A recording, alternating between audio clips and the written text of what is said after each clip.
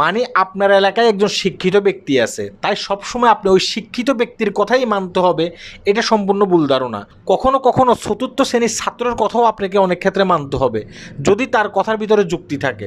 এই যে এখন দেখেন সারা বিশ্বে কিন্তু জ্বালানি তেলের খুবই সংকট।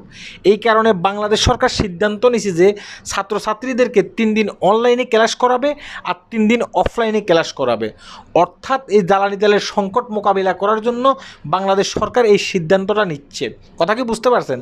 এখন একটা ছাত্রকে যখন জিজ্ঞাসা করছে সাংবাদিকেরা, 3 দিন তোমাদের অফলাইনে ক্লাস হবে আর 3 দিন অনলাইনে ক্লাস হবে, এতে তোমার মতামত কী? তখন ওই ছেলেটা সুন্দর একটা উত্তর দিচ্ছে, মানে আমাদের চোখে আঙুল দিয়ে সে দেখিয়ে দিয়েছে অনলাইনে ক্লাস হইলে কতটুকু লস হইতে পারে আর অফলাইনে ক্লাস হলে কতটুকু লাভ হইতে পারে আমাদের। যখন 60 জন ছাত্র স্কুলে বসে ক্লাস করবে, তখন 60 জন ছাত্রের মাথার উপরে 5টা ফ্যান ঘুরবে।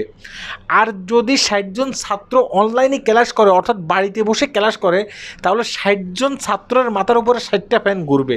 এখন 60টা ফ্যান যে ঘুরবে সেখানে কি বিল বেশি উঠবে, আর নাকি 5টা ফ্যান ঘুরলে সেখানে বিল বেশি উঠবে? সে কিন্তু চোখে আঙ্গুল দিয়ে বলে দিছে যে অনলাইনে ক্লাস করাটা কতটুকু লস হইতে পারে আপনারা ভেবে চিন্তে দেখেন, আর অফলাইনে ক্লাস করা মানে স্কুলে বসে ক্লাস করা কতটুকু লাভ হইতে পারে আপনারা একটু ভেবে চিন্তে দেখেন।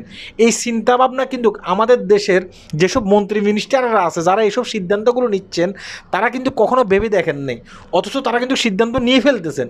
অথচ অনেক ক্ষেত্রে দেখা গেছে কি, আপনি একজন শিক্ষিত ব্যক্তি, আপনার কাছ থেকে অনেক ক্ষেত্রে এই ধরনের চিন্তাভাবনা নাও আসতে পারে। অনেক ক্ষেত্রে চতুর্থ শ্রেণীর একজন ছাত্রের কাছ থেকে এই ধরনের সিদ্ধান্ত আসতে পারে। তাই সিদ্ধান্ত নেওয়ার আগে চিন্তা ভাবনা করে নেবেন, আপনি কি সঠিক সিদ্ধান্ত নিচ্ছেন নাকি আপনি ভুল সিদ্ধান্ত নিচ্ছেন। কখনো কখনো ছোট বাচ্চাদের সিদ্ধান্ত আপনাকে মেনে নিতে হবে। আল্লাহ হাফেজ।